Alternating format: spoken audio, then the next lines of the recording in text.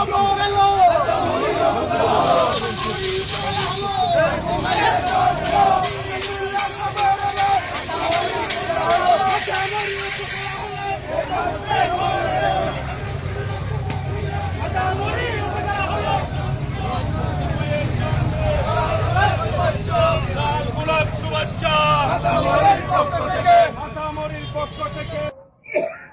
সবচেয়ে বেশি আনন্দঘন দিন এই জন্য যে মাতামহরী উপজেলা আমাদের দাবির পরিপ্রেক্ষিতে আমাদের প্রাণপ্রিয় নেতা, গণমানুষের নেতা, আমাদের এই বাংলাদেশের জাতীয় নেতা, আমরা যাকে আনার জন্য আল্লাহর কাছে দীর্ঘদিন দোয়া করেছি, বিগত 9 বছর পর্যন্ত তিনি ভারতের শিলংয়ে নির্বাসিত ছিলেন। সেই নির্বাসিত জীবনের তিনি একটা পরিণতির পর্যায়ে যখন 5ই আগস্টের পরিবর্তন আসলো, এরপরে উনি বাংলাদেশে ফিরে আসলেন এবং আসার পরে এই নেতা 1 মিনিটের জন্য রেস্ট নেন নাই। উনি যেই দিন এসেছেন সেই দিন থেকে শুরু করেছেন তার কর্মযজ্ঞ। এই কর্মযজ্ঞের পর্যায়ে এসে আমরা জাতীয় নির্বাচনে অংশগ্রহণ করেছি। উনি এই চকরিয়া আসন থেকে জাতীয় নির্বাচনে অংশগ্রহণ করে আজকে পার্লামেন্ট মেম্বার হয়েছেন।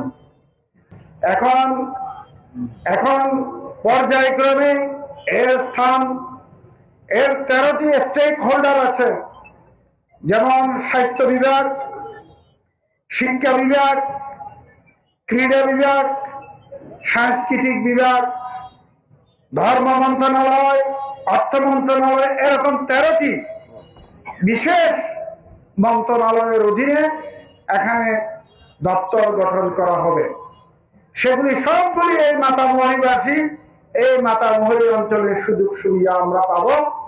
আমাদের থানা হবে, আমাদের অ্যাসিডেন্ট অফিস হবে, আমাদের ইউনিয়ন অফিস হবে, সবকিছু ইনশাআল্লাহ আগামীতে বাস্তবায়ন হয়ে যাবে। আমাদের national leader home minister Salahuddin Ahmed is a visionary leader. ওনার অনেক চিন্তা ভাবনা, ওনার প্রজ্ঞা আছে। এই উপজেলা তো আমরা দাবি করতে অনেক পরে, কিন্তু ওনার ভীষণ ছিল অনেক আগে।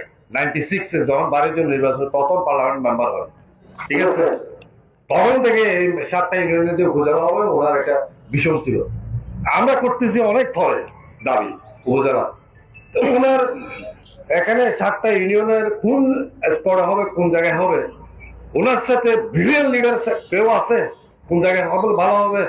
এই আমাদের উপজেলার প্রতিটি নাগরিক এবং বিএনপি পরিবারের প্রতিটি, আমরা বিশেষ করে আমরা জামিল ইব্রাহিম চৌধুরী আমাদের মাননীয় সভাপতির মাধ্যমে আমরা দাবি করেছিলাম যে এই নির্বাচনী মঞ্চ থেকে আপনাকে ঘোষণা দিতে হবে এই মাতামহরী পূর্ণাঙ্গতা লোক দেবেন। যদি আল্লাহ রহমতে, আল্লাহ যদি রহমত করে আপনাকে এমপি নির্বাচিত করে দেশের জনগণ এবং সরকার গঠন করে, তাহলে আপনি এই মাতামহরীকে পূর্ণাঙ্গ মাতামহরী রূপে রূপ দিবেন। তিনি সেই ওয়াদা, আমাদের সে দাবি, মাতামহরীর 2.5 লক্ষ মানুষের প্রাণের দাবি তিনি নির্বাচনের মাধ্যমে ওয়াদা করেছিলেন।